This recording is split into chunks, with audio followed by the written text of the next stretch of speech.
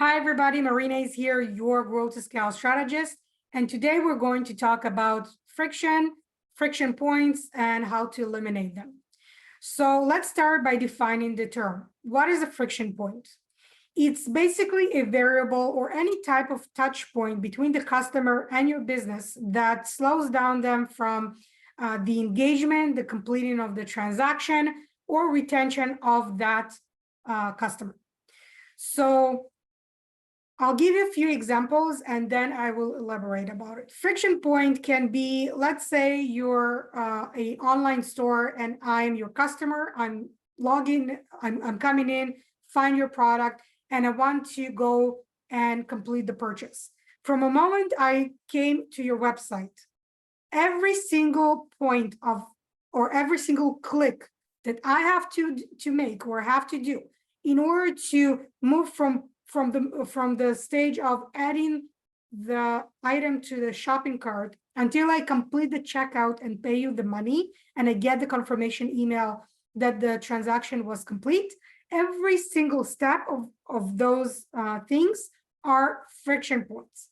The more friction points you have, the less chances of the customer to complete the transaction, because they either change their mind in the middle, they lose their interest because it takes too long, it's too complicated, it's too much information. And in many cases, you have an intake form or you have some kind of contact us form, but you ask for a lot of unnecessary information that has no benefit for you at that point in time to complete the service that the customer is asking for. But for some reason, somebody told you, or some kind of best practice in your industry says that that's what you need to have from every single person that reaches out to you. So you're collecting that info, but you might find that because it's too much, the users usually change their mind and don't click on that submit button, or they don't complete the checkout because they don't want to provide all that information, or they don't want to go through all these steps in order to get to buy the product that they want, because there's another platform on another service provider that will be able to do it with less friction and with less agitation on the customer's end. So there are a few things that you need to consider. One of the biggest challenges of big corporations is that they're like the Titanic. They're very fixated on what are the best practices in the industry, and that's what we're going to use. In order to create some kind of change in the way they do things, changing the process, changing the workflow, changing something in that organization, it takes them forever. It takes them months to reach a decision that, yes, we want to make a change. And that's even before they had the conversation on what or how this change would look like and how it will be implemented. So that's one of the competitive edges of the smaller and medium businesses, their ability to be agile, their ability to make a decision, implement, and just see whether or not it's working. And if it's not working, just make a small change and redeploy and retry that new approach. It's one of the biggest competitive edges because the smaller businesses are speedboats. They're easy to maneuver, they're easy to make a change, and you can always go back. But if you don't move forward, you will never change, and every single result that brought you to where you are today, if you don't change anything, you will just continue getting the same results over and over. You will never get better results because you don't make any changes to your business. And if we want to use a case study or an example that is a perfect example, would be Amazon. So Amazon exists forever in my mind. I don't remember myself before Amazon existed. And you can see that even though they're a huge corporation, they're a huge company, they are using a very agile practices or principles. When agile means that you make a small change and you see how it affects the business. You make a small change and you see how it affects, and you adjust small things. You adjust one thing that and you make the changes to that one thing. You don't try 5 different things and then try to guess whether or not which one of these things had better effect. So as if we take Amazon as an example, let's look at their platform, at their website. You can notice if you shop there frequently, which I do, you can see that their platform and their interface changes very frequently. It changes every few months. And the reason they change it is because they're trying to create or identify what will eliminate the friction points between the user and their platform, and what will bring the user quicker to the checkout and quicker to their confirmation that the purchase was completed. The longer it takes them to get the person to the checkout and to the completion of the order, the more chances that the user will change their mind, find a better price, find something in a different location, and will choose not to shop on Amazon. How many times do you add 50 items? Well, I shop a lot because I have different businesses, but how many times do you shop on Amazon and you add, let's say, 10 items to the checkout cart, and then you decide, well, I don't have the energy to make a decision right now, so I'll just leave it there and I'll come back another day. And it might take you 3, 4, 5 days, sometimes 2 weeks until you come back and you make a decision whether or not you want to purchase something. So one of the biggest problems was, at some point, is that they didn't have that save for later button. So if I would have added 10 items to my cart and I don't want 8 out of the 10, I would have to remove them from my cart instead of saving them for later, making and maybe reconsidering it and coming back again to purchase them.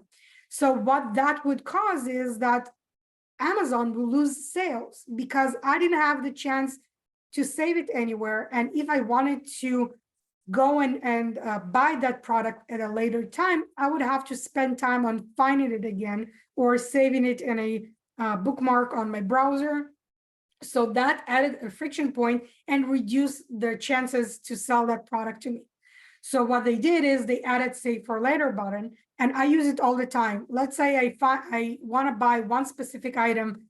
Let's use electronic locks as an example, but I find 5 different electronic locks and I add them as I search. I add them all to my shopping cart, and then I go and do my research. And I decide that today, lock number 1 is the better choice for me. But I don't want to lose the other locks because I will want to buy them at a later time for different purposes. So what I do is I save them in my list. And then once I want to buy them, it's easy for Amazon to display those in my saved list. And all I have to do is click 1 click and it goes back into my shopping cart. And from there, the path is very, very short to the checkout. Also, what they implemented recently is that they randomly notice that it doesn't happen every single time you shop. And if you shop a lot, you will see the randomness in that display, where when you click on checkout, you're displayed with either all the addresses that you ever shipped to, and they show you the one that you shipped to the last time, and they check that one, but they give you the option to choose out of the other addresses as well, and under that they also show you all their payment methods, and they choose the last one that you used or the most frequent one that you use, and they also give you an option to choose any other one that you have in the list. In addition, they give you the option to choose whether or not you want to pick that one as your default one for future purchases. And from that point, once you choose these 2 options, all you have to do is click 1 button and you're done. You're purchased the item. The other thing that they do, if you don't see that screen, The other screen you might get, which is even shorter path and even less friction to the purchase, is they already pick for you the address and the credit card based on the last few purchases that you've done. They just they calculate what is the most common method of payment and address that you use, and they will show you that.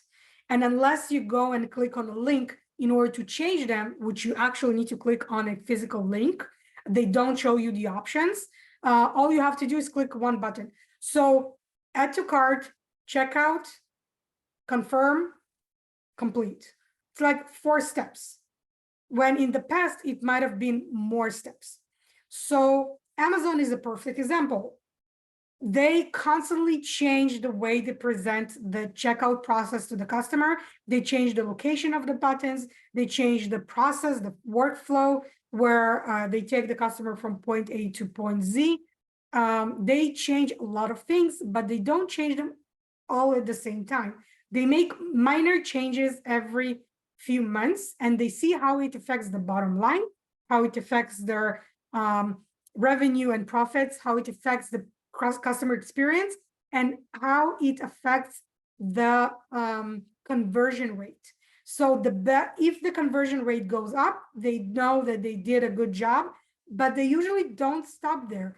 They just know they're on the right track, but they will continue implementing new changes and new improvements to their platform and to their website in order to see whether or not those changes will generate a even better conversion, even better revenue, and even better bottom line results and cash out. So Amazon is a great use case to see how agility, even though they're a big corporation, there are innovators. So because they're innovators and they have a lot of money to invest in those innovations, they have the privilege of trying out different things. But if you're a smaller business and you're a smaller, medium business, you still can innovate. You still can make small changes to your processes, to your workflows, to your interaction with the customers, online or offline, that will be measurable over time, and you will be able to see whether or not it helps your business or reduce or is less effective than it was before. Because you're a because you're a speedboat, because you're easy to maneuver, it's easy to try these things, and if it doesn't work, go back and nothing happened. So you lost 1 customer, but you could have gained 10 if you've made the change. So think about it this way. Don't use that box, that industry box, and as your limitations. Make sure that you're innovating enough that you're different from everybody else. Because if you're not different and you're like everybody else, you have no competitive edge. You have no unique proposition, right? So if you don't have that, your customers wouldn't know how to differentiate between you and your competitors. Hope it's helpful. Write in the comments below which friction points you have in your business right now you're looking a solution for, and I will answer every single comment. And also like this video, please share it with everybody else so that more people can benefit from it. And I'll see you on the next one. Thank you and see you. Bye, guys.